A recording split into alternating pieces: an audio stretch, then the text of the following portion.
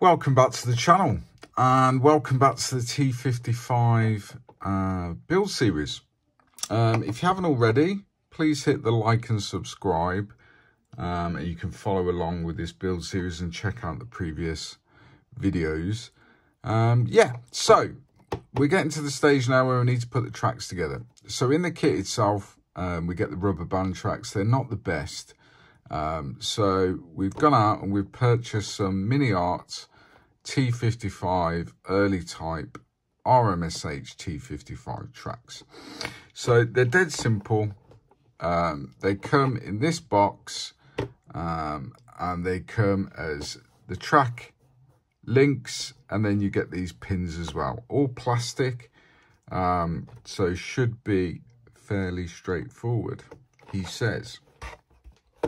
So instructions are on the back of the box.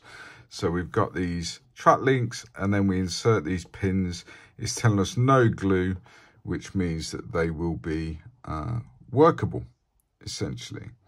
It's also telling us that for ease of assembly, they come on this kind of sprue gate here, or piece of sprue that we can insert the tracks, the pins into the tracks. And there we go. And each side should be 91 links, essentially. And then down at the bottom here, we've got a colour call out telling us what we need to paint them in. But we'll come on to that later.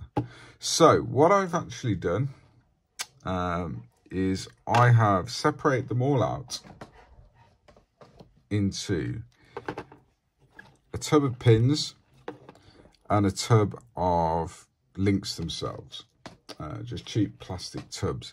So we get the link itself, and the detail's pretty good, and they do require a little bit of cleanup. This one hasn't been cleaned up yet, as you can see. So we've got essentially where we've removed it from the sprue, we've got this point here and these 2 points here, but they will clean up fairly easily.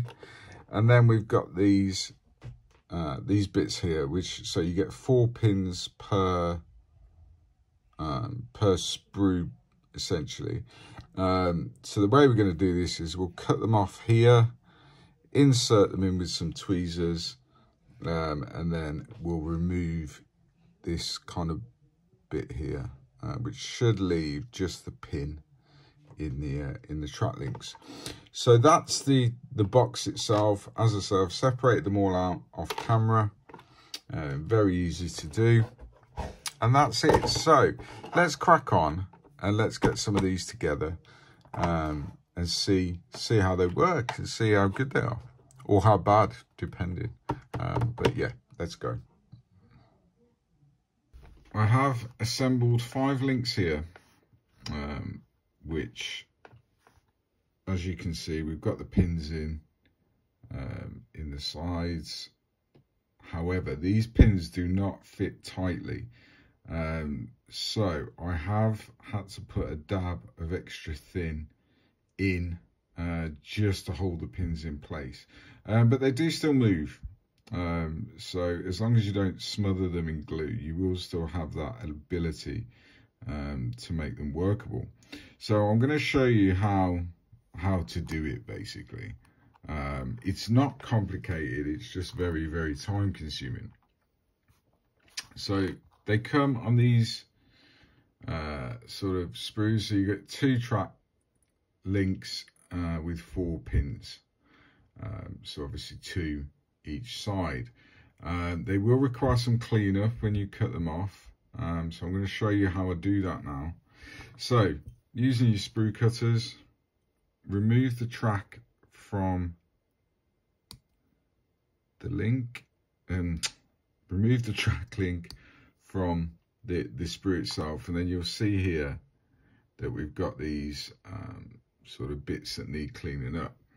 So the way we're going to do that is take a sharp blade and trim the excess off very gently. We don't need to go mental because we don't want to damage the actual link itself and end up with a gap in the track. So very gently with the sharp blade, just trim that down as much as we can, and you will have one on the center on this side. So again, just trim that as best you can. And then we're going to go in with one of the UMP thinner sticks, which is a 400 grit. And over all of them, we're just going to now just tidy those up. Literally no effort at all. And there we go. We've got that kind of smooth edge now. But what we have done is put a little bit of a key in it with the sander across all of them. So should we need to add glue, it's got a bit of a rough texture now to key to. Now, you can only fit these one way. So we've got the 3 links this side and the 3 gaps this side. So that just slots into place. It kind of clicks. What you must make sure is that you're on a flat surface, hence the cutting mat. Then we're going to use these 2 pins. So the pins themselves are these bits here. So from here this way, that's the actual pin, but they come on these very handy bits of sprue here. So if we hold on to them and cut them off in their entirety, like so, put that one there so it's out the way. Now what you'll be left with, so I'll use some tweezers to show you this. You're gonna need probably some tweezers to do this. There we go, dropped it. These are tiny, but as you can see, if it will focus, it's not going to, is it? There we go. So as we can see, oh, we're not going to focus at all. There we go. So we've got the pin itself on this bit of sprue, and that bit of sprue is really handy to get this in place. So we'll pop those there. Now what you're going to need to do is where you're going to join the track links is take a little bit of extra thin, and I mean a tiny dab, and essentially in the hole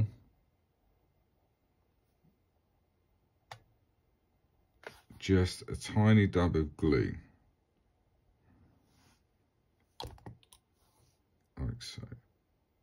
Don't need much at all. Now what we're going to do, while that's sort of curing and that glue is going off, which is what we want it to do, that gives us time then to move on to the next link. So we'll do that in exactly the same way.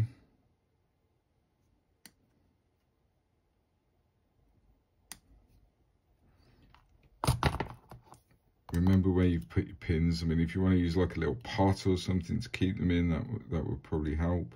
You're not going to lose them then. But for this, I'm only going to show you one, because they'll all be done in exactly the same way. So we'll just clean that link up.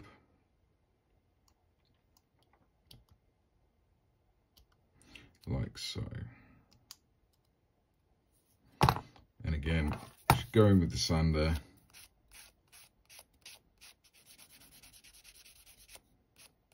And trim it all off.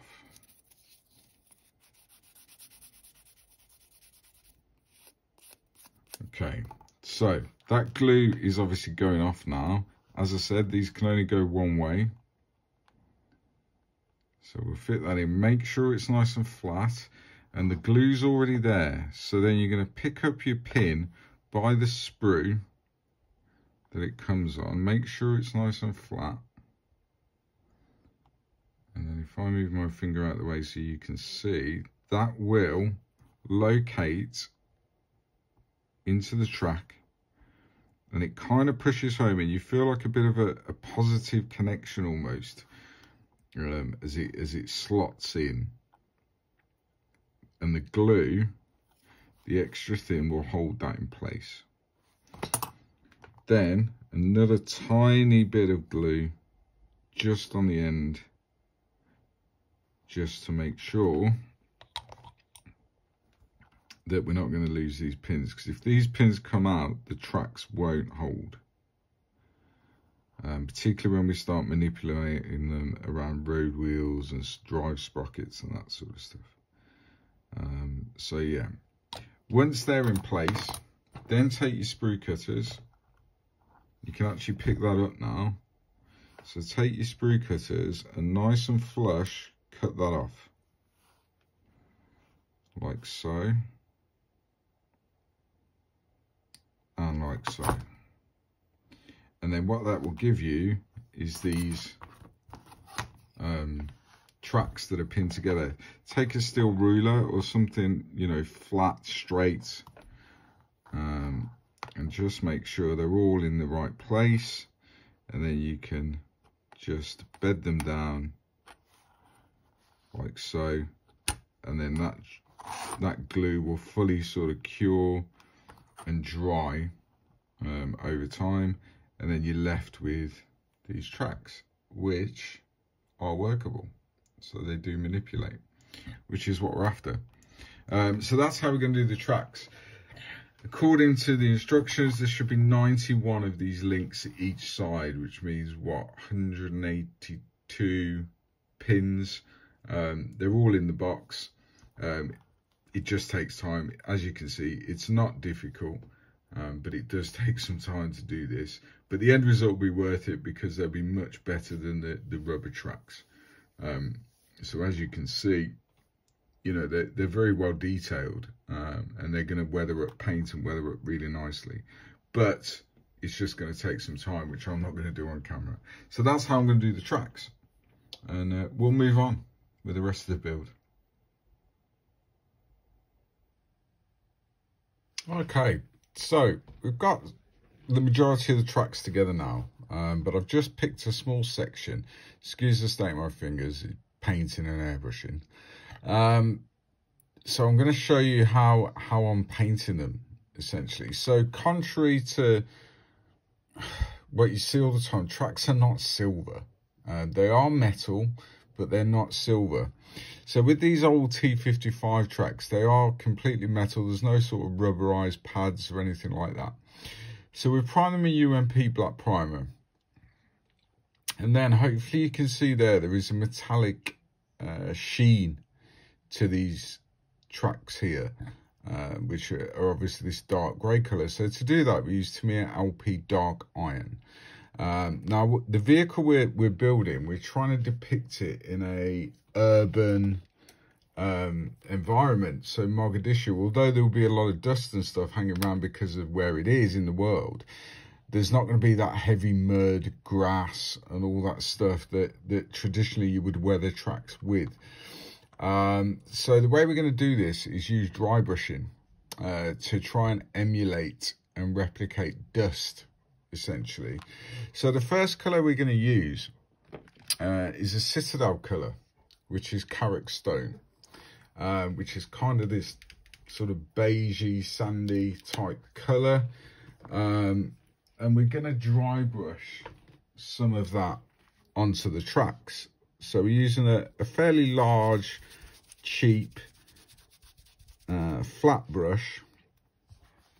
And then we'll take the track and we just start to run the brush over it. And what this will do is it will start to put a colour, sandy, dusty colour, onto the raised areas of the track. Now what you've got to bear in mind when you're painting or weathering any track is that there are areas of this track that will naturally come into contact with the road surface.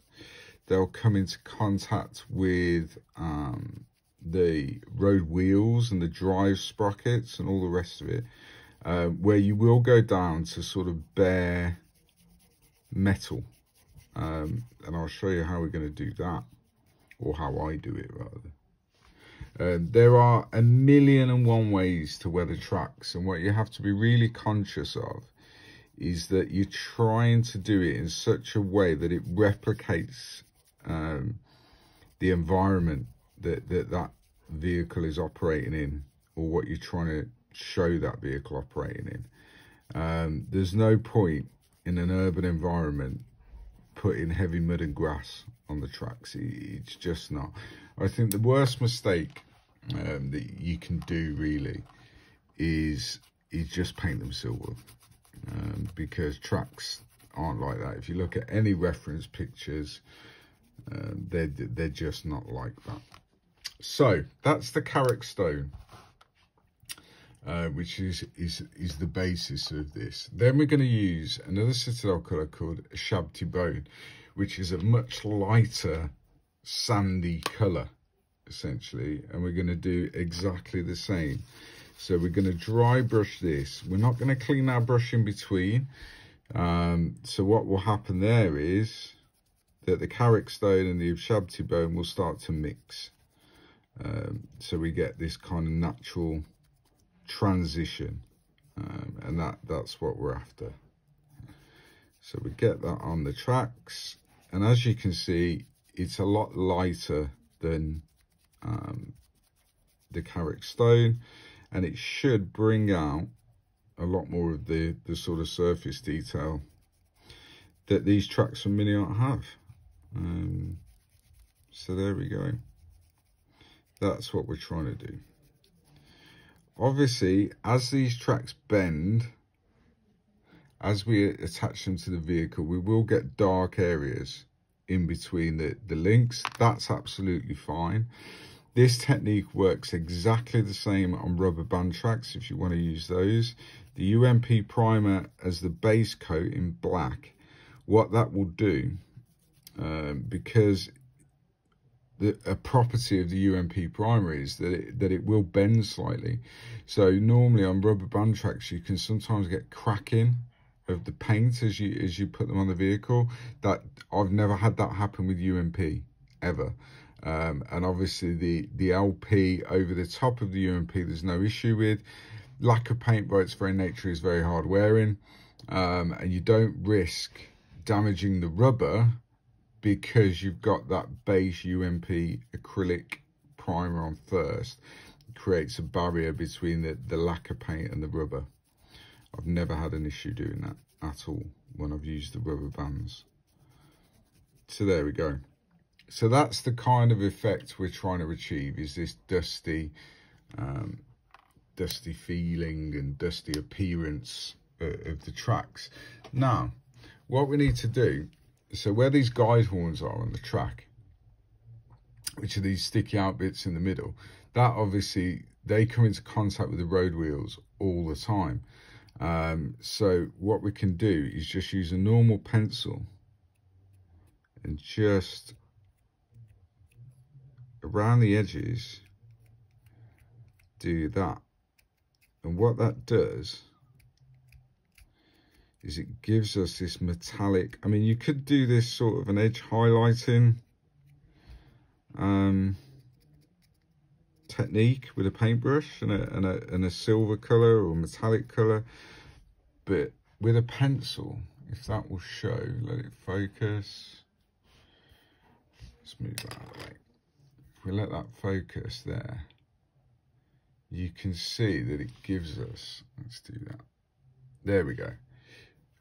Keep my hand behind it. So you can see that we've got this sort of scratched metallic-y feel to the guide horns, which is what we're after. You'd struggle, or I struggle, to replicate that with a paintbrush. So then on these sort of bits here that run along the length, or sorry, the width of the track, is where the tracks would come into contact with the road surface. So again, with the pencil, we can just rub the side of the pencil across these bits, and what that will do, and this is just a normal HB pencil, it's not one of the expensive graphite sticks or anything like that, and what that will do is give us a metallic feel or a metallic appearance without having to paint the track silver. So there you can see we've got this metallic-y, scratched appearance on the tracks themselves, mixed in with these sort of dust effects that we were after. And that's exactly what we want, because this tank is operating in this urban environment. So I'm going to go around, I'll do all the tracks in this way, but I just wanted to show you how I do it. And that is essentially it. That is how we do it. So yeah, let's get some road wheel painted. That's what we need to do. See you in a minute. Okay, so road wheels have been painted in exactly the same way as we showed in the base color painting video. So UMP black primer, and then UMP white primer on the bits that are going to be white. Obviously we have these rubber tires around the rim of the road wheels. Now when I showed assembly of these, we showed scratching these and creating this rough texture. So now we need to paint them. Now there are various ways of doing this. You can mask the center, or you can paint the road or the rubber tires first, mask the outside, and then spray the inside. To me, I prefer brush painting them. People will criticize that and say it takes too long, whatever. I've not found that. I found it time-wise very comparable. So get yourself a good quality brush. This is a Artis Opus Zero Series S. And then I'm going to be using Vallejo German Grey, and just very gently, mixed about 50-50 just with normal water, paint around the edge of the rubber tyre, like so. If you get a bit on, just remove it with your finger, like that, and so on and so on.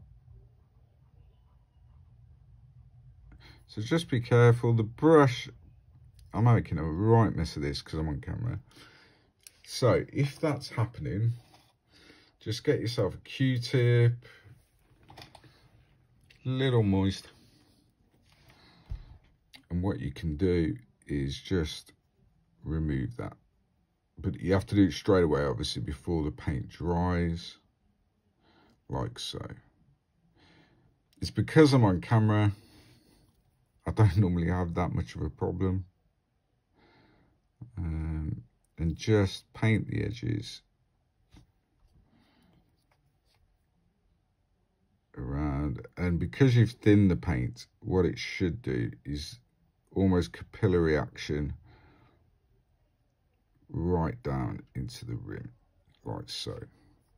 As I say, if you have made a bit of a mistake, just moisten Q-tip. You won't damage the primer. Around and just remove where you might have made a mistake, like so. Then all you're going to do is essentially you're going to paint the actual tire itself. Now you've got this texture to it, but because we've already primed in black, if there is a little bit of an area where, you know, we miss with the German grey, it doesn't really matter because we've painted in black. So it creates a natural shadow anyway, which is why I was priming black. Lovely. So we go around, we do the rest of the wheel. We've painted the other side as well. Do the rest of the wheel, let that dry. And then essentially leave those well alone then until we come on to the weathering phase. And we weather them very similar to we weathered the tracks, so that the two match really. So we've got our weathered track here, and we're going to weather this in a very similar way. Obviously it will sit on like so, and we're going to weather it in a very, very similar way. So there's no issue with that at all. So that's it. That's the road wheels. Thanks for watching. I hope you may have picked something up. Comments are welcome. Don't forget to hit the like and subscribe. Go and visit umpretail.com, go and visit emodels.co.uk, and I'll see you next time, where we'll be on to the weathering of this T55. So I'll see you next time. Till then, stay safe, happy hobby.